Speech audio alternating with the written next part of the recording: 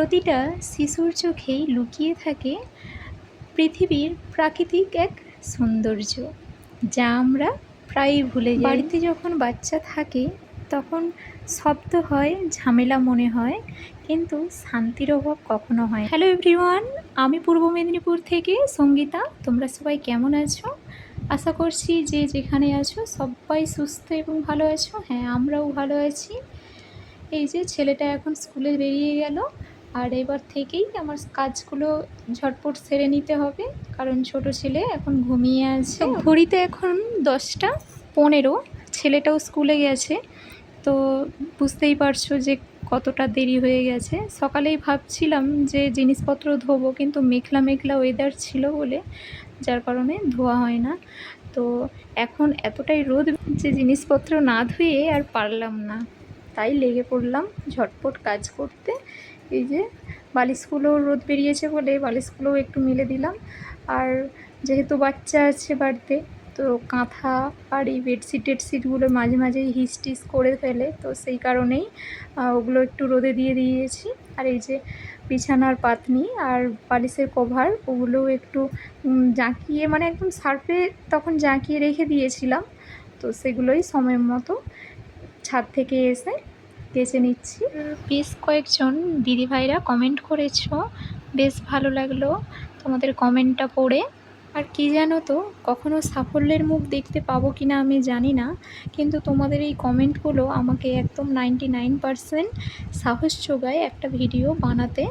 আর কি জানো তো, প্রতিটা বাড়ির বউ সংসারের পিছনে যতই গাধার খাটনি খাটুক না কেন, তাদের কোনোদিনও নাম করার মতো কেউই থাকে না।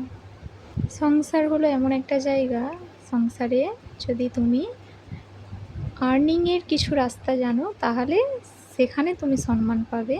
সংসারে গাধার খাটনি যতই খাটো না কেন, সেখানে তুমি কোনো নাম যশ পাবে না।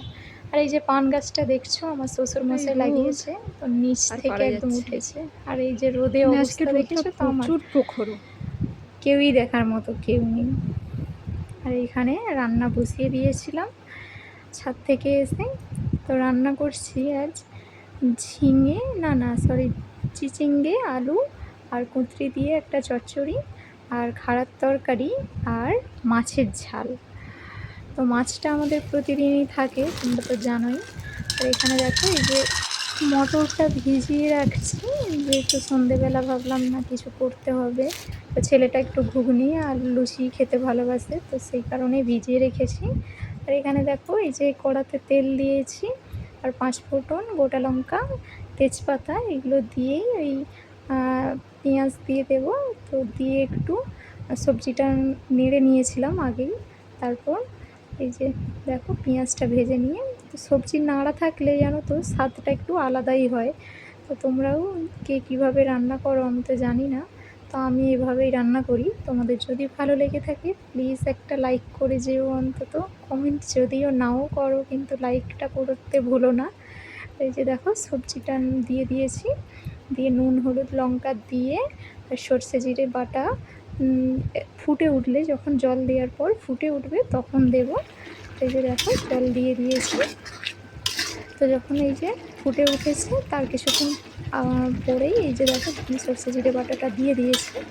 তো দেওয়া হয়ে গিয়ে এই যে ফুটটাও দেখো এদিকে হয়ে গেছে, তো ভাতের ফ্যানটাও গড়িয়ে নেব। আর জানো তো, প্রথমে যখন এসেছিলাম সংসারে তখন কিছুই পারতাম না, কিন্তু এখন সব কিছুই শিখে গিয়েছি। তো এদিকে দেখো রান্নাবান্না প্রায় হয়ে এসছে। এই যে এই রান্নাটা, তো আর একটু ঝোলটা যখন শুকনো শুকনো হয়ে গেছে তখন এই যে নামিয়ে রেখেছি। আর এদিকে দেখো খাড়ার তরকারিটা বসিয়েছি, তো হতে থাক তরকারি। আর এদিকে আমি ছাদে চলে এসেছি। ছাদে দেখো কাঁথা আর ওই যে বেডশিটগুলো শুকিয়েছে, বেডশিট তারপর বালিশ কভারগুলো একটু ভেজা ভেজা, তো বালিশ কভারগুলো তুলে নিই, আর এখানে বেডশিটটা তুলে নিচ্ছি।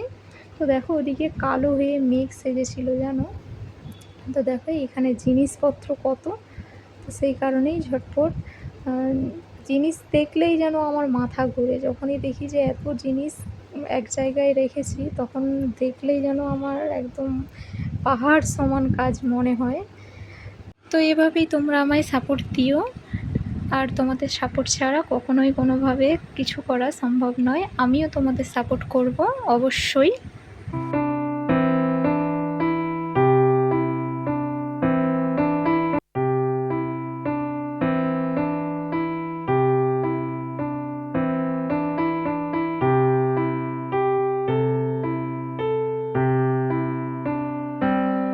তো দেখো, ছাদ থেকে জিনিসপত্রগুলো যে নামিয়ে নিয়ে এসেছিলাম তখন তো গুছাইনি, যেহেতু বিছানার পাতনি আর এই যে সব কিছু গুছাচ্ছিলাম, তো সেই কারণেই এখন গুছিয়ে নিচ্ছি। মানে সংসারে গৃহিণীদের কখনো কাজের শেষ হয় না।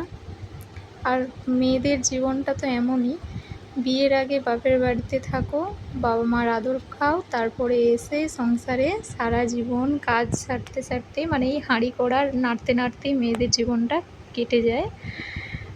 আর এই যে দেখো, ছেলেটাকে ওপরে ছাতেতে নিয়ে এসেছি ওকে খাওয়াতে, যেহেতু পাখি দেখে, তারপরে এই যে জলেতে মাছ, মানে তো খাওয়া দাওয়া কমপ্লিট করে বিকেল হয়ে গেছে। এদিকে দেখো কেমন কালো হয়ে একদম মেঘ সেজেছে। ঠিক এটা পশ্চিম দিক, আমাদের বাড়ির ঠিক পেছন সাইডটা, কিন্তু ওয়েদারটা বেশ সুন্দর লাগছে।